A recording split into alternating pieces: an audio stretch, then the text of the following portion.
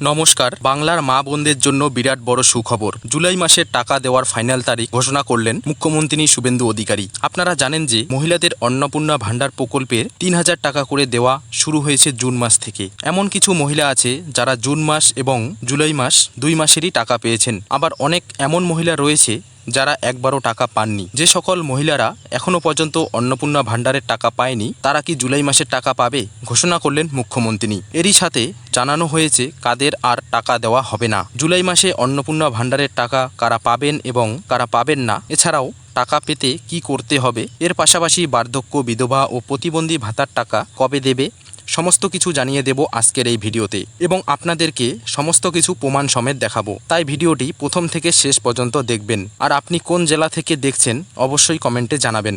অন্নপূর্ণা যোজনা নিয়ে সুখবর। কবে আসবে জুলাই মাসের টাকা, বলে দিলেন মুখ্যমন্ত্রী। অন্নপূর্ণা যোজনা নিয়ে ক্রমেই উত্তেজনা বাড়ছে বাংলায়।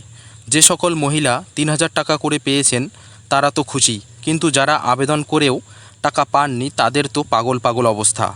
সাইবার ক্যাফেতে গিয়ে টাকা খরচ করে আবেদন করেও সাধের ৩,০০০ টাকা আর পাওয়া হলো না। এদিকে স্ট্যাটাসে অনেকের নামের পাশে payment failure, under inquiry, under process, আবার অনেকের রিজেক্ট দেখাচ্ছে।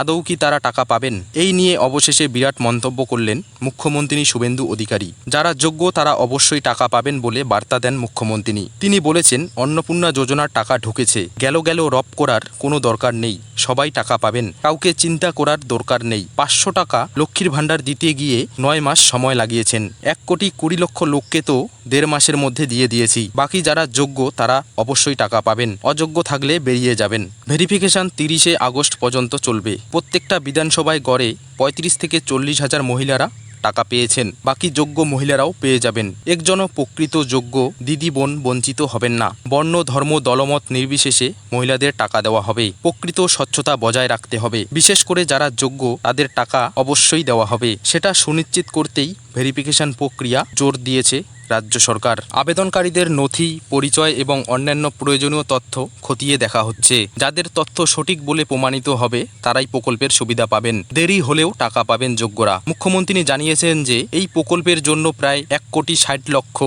আবেদন জমা পড়েছিল, যার মধ্যে মৃত্যু, নাগরিকত্ব ও বাসস্থানের অবস্থান নিয়ে সন্দেহ, ভোটার তালিকা থেকে নাম বাদ পড়া এবং একাধিক অ্যাকাউন্ট ব্যবহারের মতো বিভিন্ন কারণে ২৬ লক্ষ নাম বাতিল করা হয়েছে। কেন টাকা পাচ্ছেন না ভাবছেন? আপনার ব্যাংক অ্যাকাউন্টে আপনার আধার কার্ডের সাথে নম্বর লিঙ্ক নাও থাকতে পারে, অথবা ডাইরেক্ট বেনিফিট ট্রান্সফার সক্রিয় নাও থাকতে পারে। এই বিবরণগুলি যাচাই করুন এবং প্রয়োজনে আপনার ব্যাংক অ্যাকাউন্টের সাথে আধার কার্ড লিঙ্ক করে ডিবিটি যত তাড়াতাড়ি সম্ভব করে নেন। এবার আসি, বার্ধক্য ভাতার বাড়তি টাকা কবে দেবে? ২০২৬ সালে রাজ্য বাজেটে বার্ধক্য ভাতা ৫০০ টাকা বাড়ানো হয়েছে। অর্থাৎ আগে মাসে ১,০০০ টাকা করে দেওয়া হতো এবং এখন সেই টাকা ১৫০০ টাকা করে দেওয়া হবে। কবে থেকে ১৫০০ টাকা করে আপনার ব্যাংক অ্যাকাউন্টে ঢুকবে? দেখা গেছে জুলাই মাসেও অনেকের ১,০০০ টাকা করে ঢুকেছে। সম্ভবত নতুন ভেরিফিকেশন করার পর বর্ধিত টাকা ১৫০০ টাকা করে দেওয়া শুরু হবে। সূত্র মারফত খবর, আগস্ট মাস থেকে বাড়তি টাকা উপভোক্তাদের দেওয়া হবে।